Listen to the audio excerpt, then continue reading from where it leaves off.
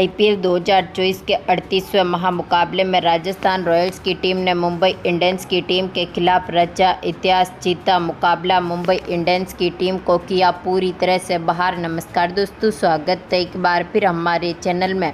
IPL 2024 के 38वें महामुकाबला जो कि राजस्थान रॉयल्स और मुंबई इंडियंस की टीम के बीच खेला गया, जहां पर दमदार परफॉर्मेंस करते हुए राजस्थान रॉयल्स की टीम ने मुंबई इंडियंस की टीम के खिलाफ ऐतिहासिक जीत दर्ज करी। तो दोस्तों, इस वीडियो में हम आपको बताएंगे इस महामुकाबले का पूरा हाईलाइट, आखिरकार किस तरह से दमदार परफॉर्मेंस करते हुए राजस्थान रॉयल्स की टीम ने ऐतिहासिक जीत दर्ज करी। इस महामुकाबले का पूरा हाईलाइट जानने के लिए इस वीडियो को एंड तक जरूर देखें। साथ ही चैनल को सब्सक्राइब नहीं किया है तो आईपीएल से जुड़ी हर एक लेटेस्ट अपडेट के लिए चैनल को सब्सक्राइब करके बेल आइकन जरूर दबा लें।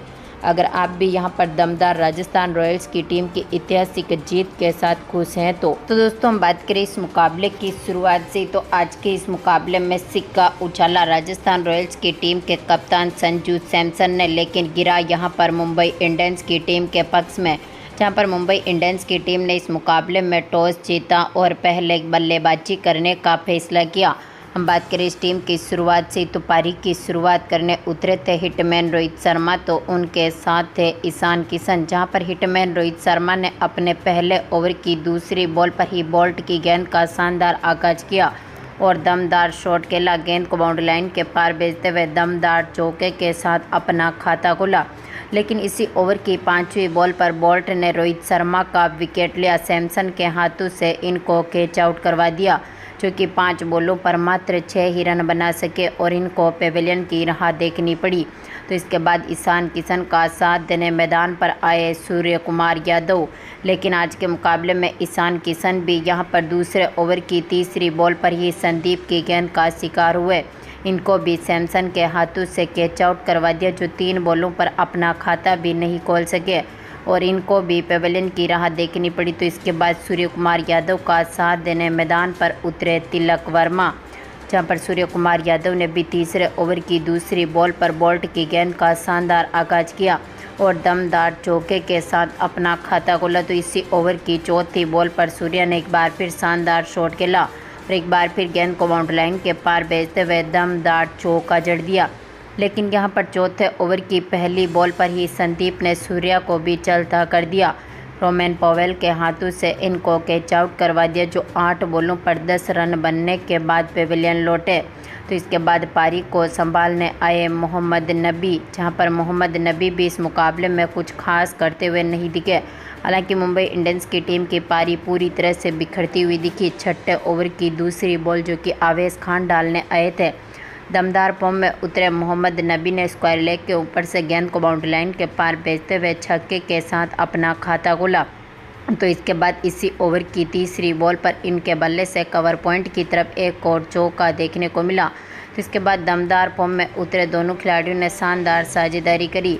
टीम का स्कोर पावर प्ले में 3 विकेट खोने के साथ ही 50 रनों के पार पहुंचा था, लेकिन एक बार फिर उतरे दमदार फॉर्म में युजवेंद्र चहल ने 8वें ओवर की तीसरी बॉल पर ही मोहम्मद नबी का विकेट लिया।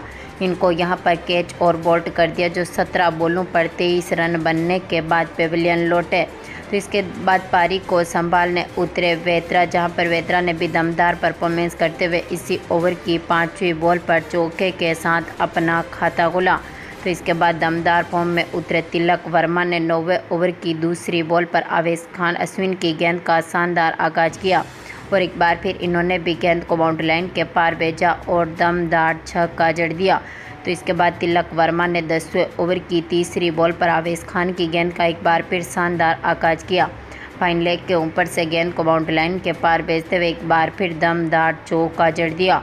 तो 11वें ओवर की चौथी बॉल पर दमदार फॉर्म में उतरे निहाल वेत्रा ने भी शानदार शॉट खेला और यहां पर लेग साइड की तरफ गेंद को बाउंड्री लाइन के पार भेजते हुए चौका जड़ा। इसके बाद 12वें ओवर की तीसरी बॉल पर दमदार फॉर्म में उतरे तिलक वर्मा ने भी कवर पॉइंट की तरफ एक बार फिर गेंद को बाउंड्री लाइन के पार भेजते हुए चौका जड़ा।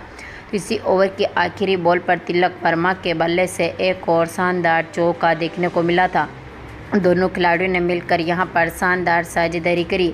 दमदार फॉर्म में उतरे वेत्रा ने 14वें ओवर की दूसरी बॉल पर आवेश खान की गेंद का एक बार फिर शानदार आगाज किया। लॉन्ग ऑन के ऊपर से गेंद को बाउंड्री लाइन के पार भेजते हुए दमदार छक्का जड़ दिया। तो इसके बाद इसी ओवर की चौथी बॉल पर इन्होंने मिड ऑफ की तरफ गेंद को बाउंड्री लाइन के पार भेजा और दमदार चौका जड़ा। तो इसी ओवर की आखिरी बॉल पर इनके बल्ले से एक और शानदार शॉट देखने को मिला था और एक बार फिर इन्होंने गेंद को बाउंड्री लाइन के पार भेजते हुए दमदार छक्का जड़ दिया। टीम का स्कोर 14 ओवर तक 120 रनों तक पहुंचा था। तो इसके बाद वेत्रा ने एक बार फिर दमदार परफॉर्मेंस किया। 15वें ओवर की दूसरी बॉल पर एक बार फिर थर्ड मैन के ऊपर से गेंद को बाउंड्री लाइन के पार भेजते हुए चौका जड़ा। तो इसी ओवर की 5वीं बॉल पर दमदार फॉर्म में उतरे तिलक वर्मा ने एक बार फिर संदीप की गेंद का शानदार आगाज किया और इन्होंने भी थर्ड मैन के ऊपर से गेंद को बाउंड्री लाइन के पार भेजते हुए दमदार चौका जड़ दिया। तो बेहतरीन फॉर्म में उतरे तिलक वर्मा ने यहां पर 16वें ओवर की पहली बॉल पर चहल की गेंद का शानदार आगाज किया और छक्के के साथ ही अपनी 50 भी पूरी कर ली। तो इसके बाद इसी ओवर की चौथी बॉल पर वेत्रा ने एक बार फिर मिड विकेट के ऊपर से गेंद को बाउंड्री लाइन के पार भेजते हुए छक्का जड़ा। तो इसी ओवर की 5वीं बॉल पर इन्होंने एक बार फिर शानदार शॉट खेला। लॉन्ग ऑन के ऊपर से गेंद को बाउंड्री लाइन के पार भेजते हुए छक्का जड़ दिया। टीम का स्कोर जहां पर 16 ओवर तक 150 रनों के पार पहुंचने में सफल रहा था, लेकिन इसके बाद 17वें ओवर की पहली बॉल पर बोल्ट ने वेत्रा का विकेट लिया। संदीप शर्मा के हाथों से इनको कैच आउट करवा दिया, जो कि 24 बॉलों पर 49 रनों की शानदार पारी खेलने के बाद पेविलियन लौटे। तो इसके बाद तिलक वर्मा का साथ देने मैदान पर आए हार्दिक पांड्या, जहां पर दमदार फॉर्म में उतरे तिलक वर्मा ने 17वें ओवर की आखिरी बॉल पर शानदार शॉट खेला और एक बार फिर दमदार परफॉर्मेंस करते हुए छक्का जड़ा। तो इसके बाद दमदार फॉर्म में उतरे हार्दिक पांड्या ने भी 18वें ओवर की चौथी बॉल पर चौके के साथ अपना खाता खोला, लेकिन एक बार फिर राजस्थान रॉयल्स की टीम ने शानदार वापसी करी और 19वें ओवर की दूसरी बॉल पर आवेश खान ने कप्तान हार्दिक पांड्या का विकेट लिया। इनको यहां पर LBW करते जो 10 बॉलों पर 10 रन बनने के बाद पेविलियन लौटे। तो इसके बाद पारी को संभालने मैदान पर उतरे टिम डेविड, जहां पर टिम डेविड ने भी काफ़ी बेहतरीन परफॉर्मेंस किया, शानदार शॉट खेले, लेकिन यहां पर आखिरी ओवर में टीम ने दमदार परफॉर्मेंस करना चाहा, लेकिन आखिरी ओवर की पहली बॉल पर संदीप शर्मा ने दमदार परफॉर्मेंस करते हुए तिलक वर्मा का विकेट लिया।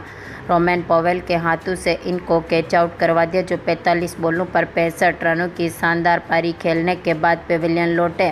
तो इसके बाद इसी ओवर की दूसरी बॉल पर कोटेजी का विकेट गिरा। हेटमायर के हाथों से इनको कैच आउट करवा दिया, जो कि अपनी पहली बॉल पर खाता भी नहीं खोल सके और इनको भी पेविलियन की राह देखनी पड़ी। तो इसी ओवर की 5वीं बॉल पर संदीप ने डेविड का विकेट लिया।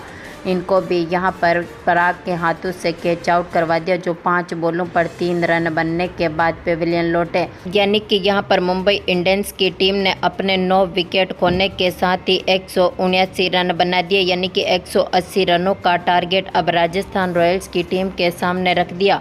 हम बात करें राजस्थान रॉयल्स की टीम की पारी की शुरुआत से, तो इस टीम की तरफ से पारी की शुरुआत करने उतरे थे जोस बटलर, तो उनके साथ थे यशस्वी जायसवाल, जहां पर बटलर ने पहले ओवर की चौथी बॉल पर ही हार्दिक पांड्या की गेंद का शानदार आगाज किया। मिड ऑफ की तरफ गेंद को बाउंड्री लाइन के पार भेजते हुए चौके के साथ अपना खाता खोला।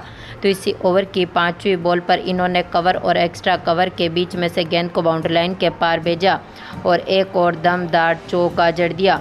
दोनों खिलाड़ियों ने मिलकर शानदार साझेदारी करी। जायसवाल ने भी चौथे ओवर की पहली बॉल पर कोटेजी की गेंद का शानदार आगाज किया और दमदार छक्के के साथ ही अपना खाता खोला। तो इसके बाद इसी ओवर की 5वीं बॉल पर जायसवाल ने एक बार फिर शानदार शॉट खेला और विकेट कीपर के ऊपर से गेंद को बाउंड्री लाइन के पार भेजते हुए चौका जड़ा। तो इसी ओवर की आखिरी बॉल पर जायसवाल ने एक बार फिर शानदार शॉट खेला और एक बार फिर गेंद को बाउंड्री लाइन के पार भेजते हुए दमदार चौका जड़ दिया।